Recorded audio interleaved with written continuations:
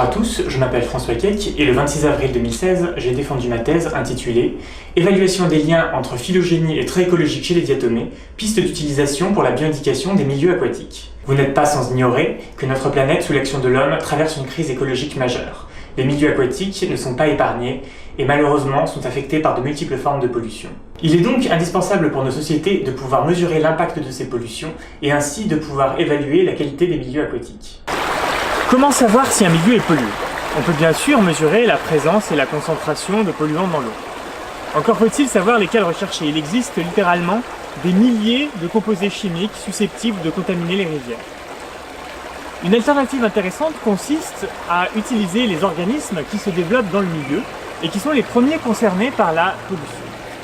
Cette méthode est appelée bioindication. Parmi les organismes utilisés en bioindication, on trouve les diatomées. Les diatomées sont des algues que l'on retrouve partout sur Terre où il y a de l'eau. Dans les océans, dans les lacs, dans les rivières, dans les étangs, les mares et même dans la flaque d'eau en bas de chez vous. Elles sont littéralement partout où il y a de l'eau.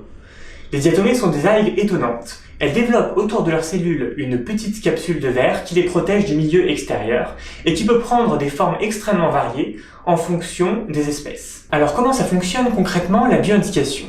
Il faut d'abord rappeler que toutes les espèces n'ont pas les mêmes préférences écologiques. Certaines espèces, comme Nitzschia palea par exemple, se développent bien dans les eaux polluées, alors que d'autres espèces, comme Fragillaria capucina, se développent dans des eaux de très bonne qualité. Ainsi, on peut attribuer un score écologique à chaque espèce en fonction du milieu où elle se développe. Pour évaluer la qualité d'une rivière, il suffit donc de calculer la note moyenne des diatomées que l'on y trouve. Ça pourrait être simple, mais en fait, pour qu'un échantillon soit valide, il faut compter plusieurs centaines de diatomées et les identifier jusqu'à l'espèce. Et des espèces de diatomées, il y en a beaucoup. On en connaît plus de 10 000. C'est donc un travail délicat, fastidieux et long sous microscope. Parfois trop long, beaucoup trop long.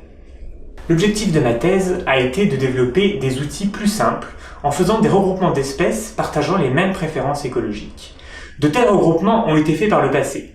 Mais nous proposons une nouvelle approche originale et moderne qui se base sur l'analyse du signal phylogénétique. C'est-à-dire que l'on va mettre à profit l'idée que des espèces qui ont divergé plus récemment au cours de l'évolution partagent des préférences écologiques similaires. De la même manière que l'homme partage plus de caractères avec le chimpanzé qu'avec le canard, Diatoma vulgaris et Tabularia floculosa sont toutes les deux plus sensibles à la pollution que Nitzschia palea.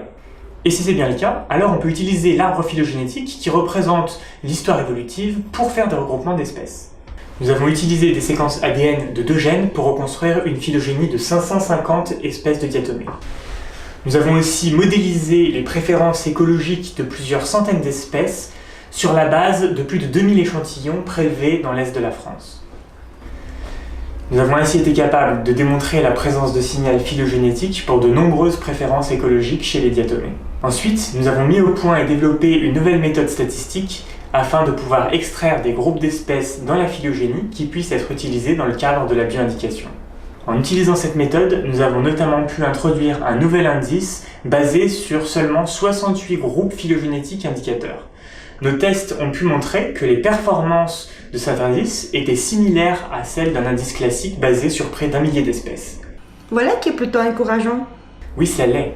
Et d'ailleurs, ces travaux pourraient constituer la base d'une nouvelle génération d'outils pour la bioindication. Bien sûr, tout n'est pas aussi simple que présenté dans cette vidéo. Mais si cela vous intéresse et que vous désirez en savoir plus, je ne peux que vous recommander la lecture de cette thèse.